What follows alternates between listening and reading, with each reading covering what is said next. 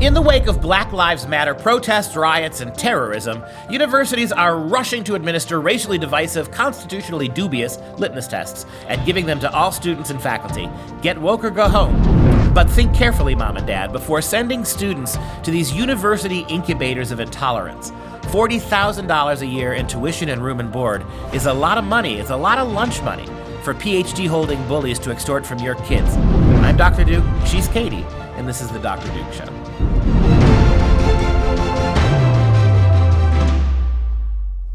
Hello, everyone, and welcome to the Dr. Duke Show, the only program that keeps you educated on the craziness impacting K-12 classrooms and college campuses around the world. Today, we're discussing a shocking statement just made by a university that says all students must support Black Lives Matter or get out. So, yep, you heard me correctly. That's coming down a little bit further in the show.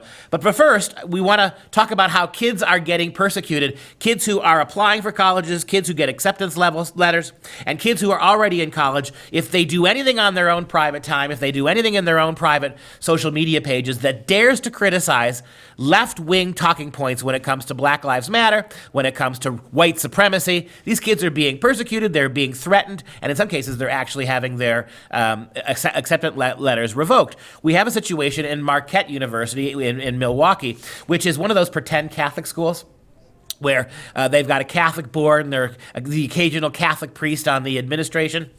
Catholic universities are the least Catholic things in the entire Catholic universe. So if you're sending kids to Catholic universities, with a very few exceptions, if you're sending kids to Catholic universities, just know that you're going to get anti-Catholic drivel in almost every classroom from those universities. They are not Catholic schools.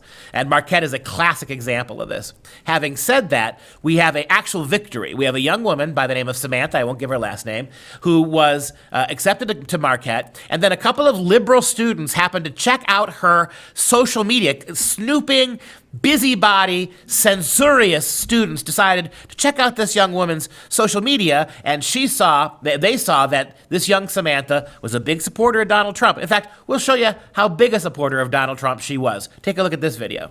You're mad, I'm back. Big mad, he's mad, she's mad, big sad. Ha ha, don't care, stay mad. Now, you would think the real outrage from activists would be the fact that you have a white girl singing rap, right? You would think that would have been what violated the Black Lives Matter, cultural appropriation. But no. These pasty white critics of Samantha, they decided that anybody who supported Trump that exuberantly had to be a racist. Now, the university pulled her in, called her on the phone, had a long conversation with her. There was concern that she was going to be disinvited. She got a lawyer, John McAdams, a professor of political science at Marquette, who's had his own struggles with free speech at that university. He blogged about this. The good news is that Sam is going to Marquette. The bad news is she's going to Marquette. And tomorrow in the interview section, please tune in tomorrow. Our weekly interview segment on Friday's show is going to be an interview with John McAdams. So on top of that, we have other students, Katie, who find themselves afoul of the PC police on campus for daring to challenge Black Lives Matter or any aspect of the progressive basically any aspect of the woke mob. So we have a student who is set to attend Xavier University as a freshman. Another so-called Catholic university, and I believe a Jesuit one, just like, here we go. So Sean Glaze was set to attend and would be on the cross-country team. With a scholarship. Scholarship. Track and field team as well. So kid likes to run.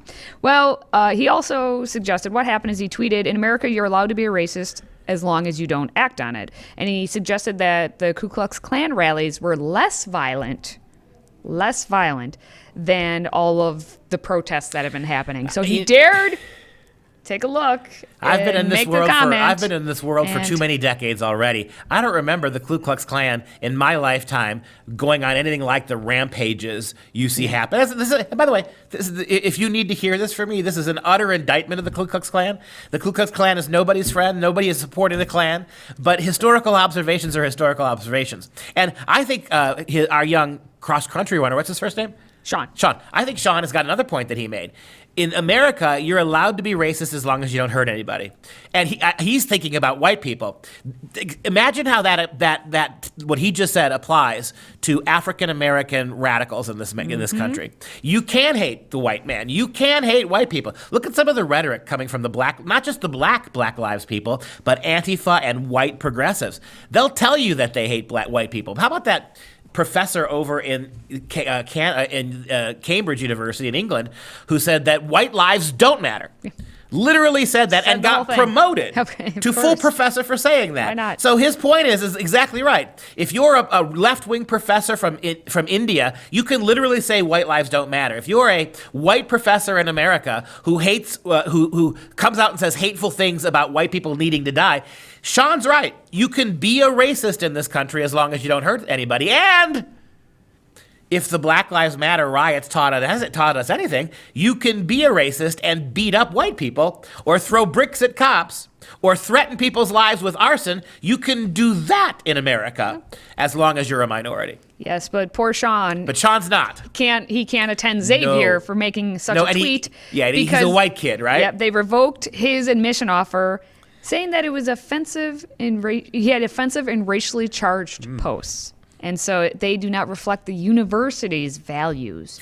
Yeah, exactly. And then again, another Catholic school, right? Yep. Which is pro-abortion, which is pro-anarchy. You got it. And we've got a third story, yet another Catholic university, Villanova in Pennsylvania. So this time it was Melanie Didiotti, who's actually a grad student at the Catholic University out of Philadelphia, just outside of Philadelphia. And so she also tweeted criticism, this time of the school's athletic department they did a whole Pride Month comment. Another runner. She's another runner. Yep. How she would be, how Villanova tweeted that they're, the proud allies of the LGBTQ community. But she had said that she is ashamed to be Catholic, that Villanova should be ashamed to be Catholic for what they said, and I'm ashamed to attend here. And for that, her academic advisor basically called her in, and it's an academic advisor in the theology department, by the way. That was not lost on me, that it was in the theology department. Let me underscore that in my over-the-top, completely annoying way. You've got her she's a theology person. Yeah. So not only is she a Catholic, a serious Catholic young girl. Grad student who actually believes Catholic theology when it comes to sexuality and family, unlike Villanova. And all she said, she's a runner, right? She's an athlete. And so I believe it's the track and field team, I believe it was. Who was it? Anyways, the athletic department not the university who said we are allies, the athletic department felt it absolutely necessary to boast about the fact that they are also allies, which is fine. That's what you want to do it. But then the advisor for the theology program sat her down and basically threatened her. Yeah, so the professor, Jennifer Jackson, sat down with Melanie, and Jackson actually made several statements, and she implied that she has an academic scholarship for it, and that if Jackson said, well, if you continue to tweet such things, whatever those things are, you could actually lose that scholarship.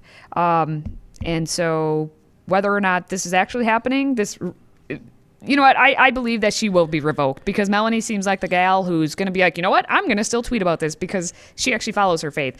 So I'm just going to put it out here right now that she will be losing her scholarship. Let's see. Catholic administrators threatening young women with eternal damnation on Twitter unless they concede everything that is asked of them. Sounds like there's a pattern. You probably could tie this into bigger things if you wanted to. So the lesson of today is, mom and dad, if you have a son or daughter and they don't have any social media yet, keep it that way, because any social media at this point that your child could put out there will be hunted down, like Liam Neeson style. They will find you. The bigger lesson: don't send your kids to fake-ass Catholic colleges. Your kid's better off in the most annoying secular school than pretend Catholic colleges.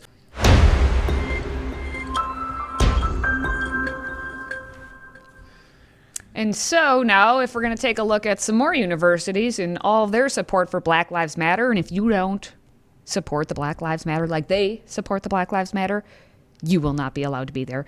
This time, it's at Colorado University in Boulder, where the staff and students got a memo that was sent to them outlining strict policies on viewpoint acceptance. And this memo was written by 3 people. Here are their titles. The Vice Chancellor for Diversity, Equity, and Community Engagement, Bob Boswell. $200,000 a year. Vice Chancellor for Student Affairs, Akira Bradley. $250,000 a year. And Associate Vice Chancellor for the Office of Institutional Equity and Compliance and Title IX Coordinator, Valerie Simons. $150,000 a year.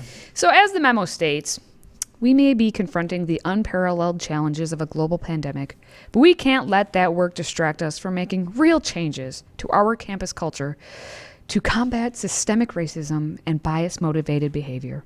These changes must be seen in how we recruit students, faculty, staff, and administrators, and how we signal to them the need to embrace our community values as the bottom line, non-negotiable condition of enrollment and employment. You said viewpoint at the beginning, right? They're literally bragging that we are going to control your viewpoints. You will have our viewpoints. You will adopt our viewpoints about something as controversial as Black Lives Matter. Let's not forget that the organizers of Black Lives Matter are self-avowed Marxists. They are not pretend Marxists. They are self-avowed. We admit it. This is what we want, Marxist. They said that there are 2 things they want to do: unelect Donald Trump and transform America into a Marxist communist country. That's what they want to do.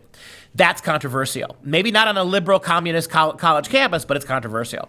And what the University of Colorado is telling you is that you are not welcome here. We will not hire you. We will not tenure you. We will not honor your letter of acceptance as an undergraduate. We will not let you enter our grad program. We will not let you become part of the law school. You will have nothing to do with us. You will not be hired as a dean if you don't conform to our viewpoint guidelines. This is what it is.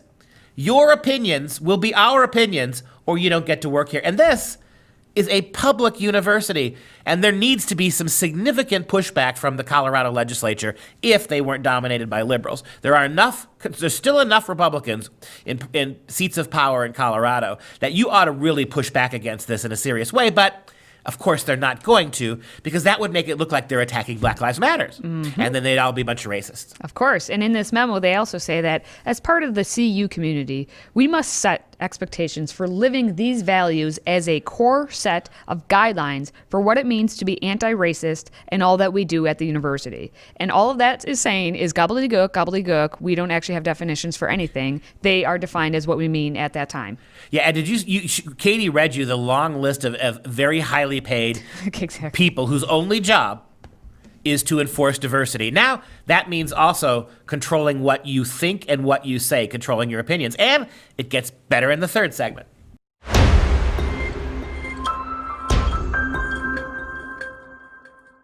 Well, it's quite a bleep show out there at Princeton University. There's a lot of letter writing happening, and we're going to get into it with 3 separate letters that have been written involving Princeton. So, grad students and alumni of the Woodrow Wilson School of Public and International Affairs at Princeton University recently wrote a letter demanding 7 things to happen at the policy school that they must do to prove that Black Lives Matter. So this letter begins, "In this moment, we are seeing both the slow and sudden violence that robs Black people of life. This premature death is at the hands of the police, healthcare system, economy, and every system that fails to fight for justice."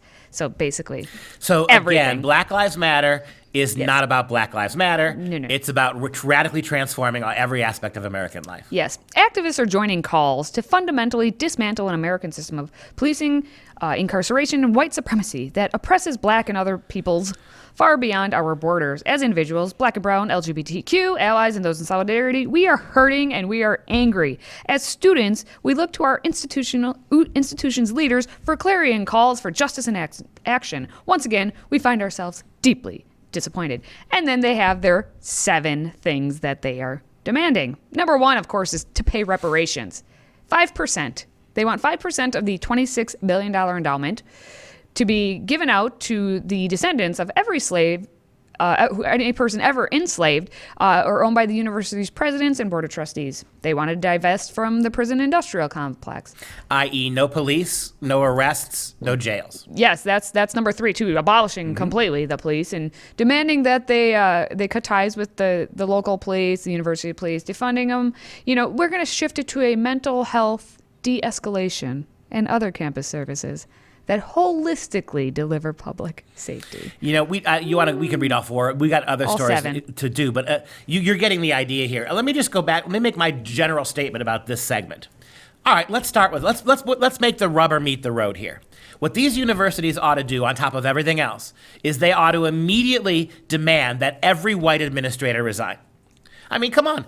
Let's call this what it is. If you're going to have real change, Princeton, if you're going to entertain this garbage, you're entertaining it to keep your jobs. You are terrified that they're going to come for you. So let's just put this on the table.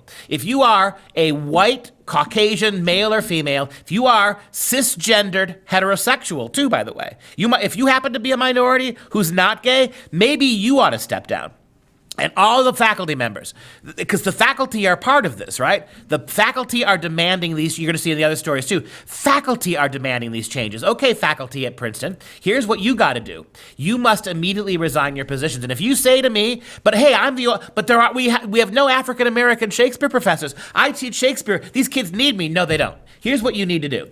Resign immediately. Then what Princeton needs to do is to scour New Jersey high schools for African Americans who teach English or teach sociology or teach history or teach chemistry, and immediately confer, as part of reparations, confer a PhD from Princeton University on those high school teachers, no questions asked, while simultaneously paying off their student loan debt. Then take those newly minted Princeton PhDs and put them in college kids' classrooms. Make them teach your students. Because if you don't do that, all this other stuff is garbage. You white abettors of this black male culture on campus. You cowardly white administrators who are too terrified to stand up to the anti-intellectual mobs who are telling you what to do. Go back and do what I said. Number 1, resign. Number 2, find black teachers at every level in the New Jersey high schools, give them honorary PhDs, pay off their student loan debts, put them in your college campuses, and let those black teachers educate your college kids. You've already decided it's not going to be an Ivy League curriculum anymore. That's too hard.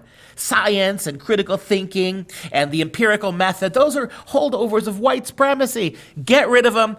Take those high school professors, teachers, make them professors. That's reparations, baby. And you take your pensions and go home and retire. Yeah. You like it? Wow. Wouldn't that work? It would work for something. We'll see And how the it fact goes. that white professors and administrators will not in a billion years do it shows you, hey, black protesters, they ain't listening to you. They're not listening. Demand their jobs. Have your local, remember that great African-American theater professor you had in high school? Have her be given a PhD as reparations and take over the theater department at Princeton. That's justice, right? You've already made it clear, African-American protesters, student faculty, and allies, you don't really care about intellectual integrity at Princeton. What you want is political justice. So get rid of all those white professors with their Ivy League PhDs, and to get an Ivy League PhD, which most Ivy League PhDs have, requires tremendous privilege and opportunity that black and brown-skinned kids generally don't have. So start by, and here's the other thing, protesters. If you get rid of the faculty, the white administration, and put black people in their places, you are 100% more likely to get even further concessions. This is a win, win, win. Okay, well, back to this story here. We do have the faculty bowing down to all of the Black Lives Matter. So they can keep their jobs. Of course. More than 200 faculty signed their own letter, which actually demanded 48 initiatives. 48 initiatives to address the rampant anti-blackness and racism festering. As they say, at this moment of massive global uprising, in the name of racial justice, we, the faculty, Black, Latinx, Asian, and members of all communities of color, along with our white colleagues, see how they get tossed in, along with our white colleagues, call upon the university to take immediate, concrete, and material steps to blah, blah, blah, blah. There are 5 categories to these 48 demands. There's the university, the faculty, the postdoc, the graduate, and undergraduate levels. All the different levels, there's about a dozen each. One of the things is they're demanding eliminating academic freedom via a committee that would review all publications for any racist thought, and what they deem racist is deemed by the committee itself. So they're going to have... We've already seen racism as anything retroactively that you said 20 years ago that is now not vogue. This is correct. That's all it is. Some of the other things with the 16 university level demands is that faculty want an internal committee of non-white students and faculty created to ensure anti-black efforts are carried out at Princeton. Another demand is that faculty of color are given promotions to, quote, to prominent leadership positions. So they're wanting what you're saying. And it's time to, you're getting the opinion, you get the idea, Mom and Dad, what's happening here. I hope you recognize, America, that what's happening at Princeton is what's going to be happening in every walk of American life when the communist revolution comes to America. This is not a Black Lives Revolution. This is a neo-Marxist takeover using neo-Marxist tactics, erasing people's history, destroying careers and people's lives because of something that was actually normal to say 20, 30, 40 years ago. This is forcing mandatory racial quotas, demanding that only people of color are allowed to make decisions. What you have going on here is what exactly happened in every Soviet, any communist takeover anywhere. This is a complete whitewashing. Oh, there, I just did it. I just ruined my career. I said whitewashing. Whitewashing the history of these institutions. And if you're not going to start by getting rid of all faculty, then it's a no-starter. The people who should suffer this first are the elite, privileged white faculty and administrators of Princeton. They should be the ones who suffer first and suffer most. And they're finding ways to insulate themselves. I took the liberty. You use the word liberty. We have to cancel you in the future. Exactly. To look up who the professor of comparative literature and African American studies is, who also signed this letter. Yes, white, right? Her name is Wendy Belcher, and she is pasty. Rather Wendy Belcher, pasty. We demand on the Dr. Duke Show that you stop co-opting, stop culturally appropriating the literature of black and brown skinned peoples. You must pay reparations. For how many years at an elite Ivy institution have you co-opted black culture for your own selfish, tenured, promotional needs? You need to step down. Apologies aren't enough. Let's find that great high school English teacher you had who happened to be black and give her Dr. Belcher's job immediately.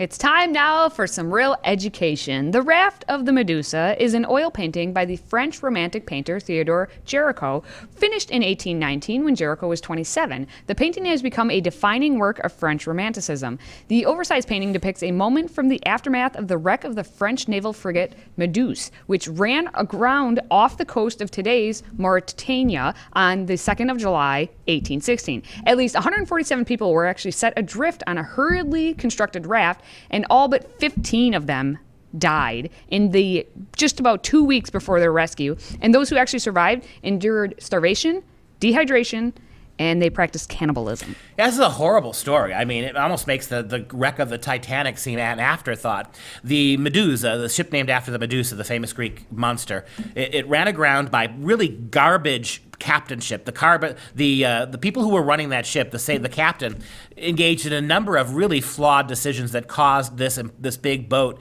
to run aground. And because of this, is one of the most dangerous places in the world in the ocean in terms of currents and in terms of sharks. So what they were going to try to do is they built this really quick raft, almost 150 people jammed on it, and they were going to try to tow it closer to shore. For some reason that no one knows why, one of the ship's crew took an axe and severed the tow line, and that ship, that raft, which was within sight of actual shore, was pushed out to sea. And for almost 2 weeks, they were adrift in the hot, open sun. Human bodies just jammed together, nothing to eat, nothing to drink, and it was a horror show. By the end, they were literally taking dead bodies and they were using them for nutrition. Take a look at the picture here. It is an absolutely monumental painting. Géricault, who's really, he's not really known much. He's considered one of France's great painters simply on the back of this painting. There are very few people who are able to name anything else Géricault did, although he's done some other paintings. This is the one.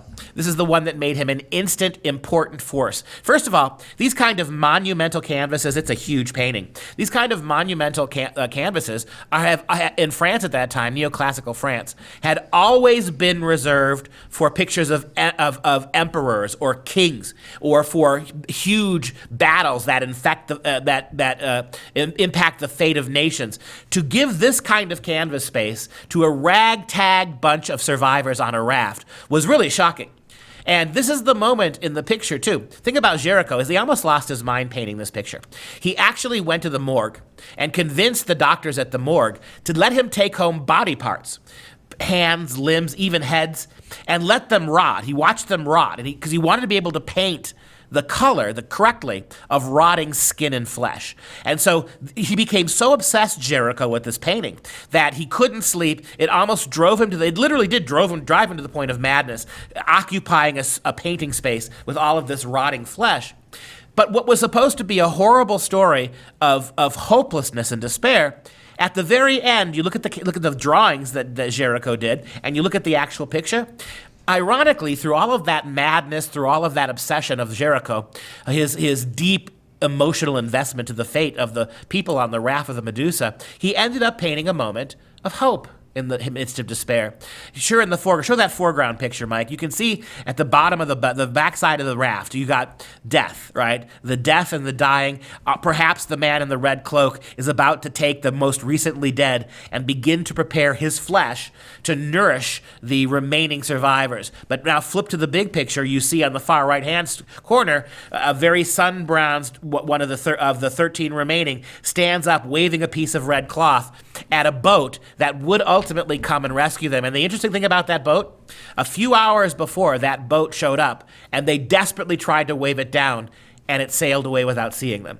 And through some quirk of fate, the boat, hours later, happened to be going back the other way, and it caught their attention this time. And you can see what's going on in the front of the boat with the man waving and all those famished souls beginning to push forward to their salvation, while that news hasn't even hit the back of the boat yet, where perhaps another body's being prepared to be cannibalized. Géricault. He died shortly after this. This was his masterpiece. It took everything he had and ultimately took his life. Well, there you go. As always, you can follow us on Facebook and Parler. And if you have a question for our Friday Q&A, visit freedomproject.com/askduke or send us a message on social media. As a reminder, Freedom Project Academy's live online school is enrolling new students for just one more week. So get your requests in now for your free packet at freedomforschool.com. Go to freedomforschool.com. Now we're going to wrap things up with the fun fact of the day. There are a pair of sycamore trees on the front lawn of the McLean House, which houses Princeton University's alumni office. They were planted there to commemorate the repeal of the Stamp Act in 1766. Now, they are the oldest trees on campus, and they could live for 600 years. But as Pocahontas said, if you cut them down, then you'll never know how high they could grow. The only thing I can contribute to a conversation on sycamore trees is what we learned as a little kid about the Bible. Zacchaeus was a wee little man, and a wee little man was he. He climbed up in the sycamore tree for the Lord he wanted to see. And when the Savior passed him by, he looked up in the tree and said, "Zacchaeus, you come down, because I'm coming to your house today." And that'll do it for the Dr. Duke Show. I'm Dr. Duke, she's Katie, and until next time, stay educated, my friends.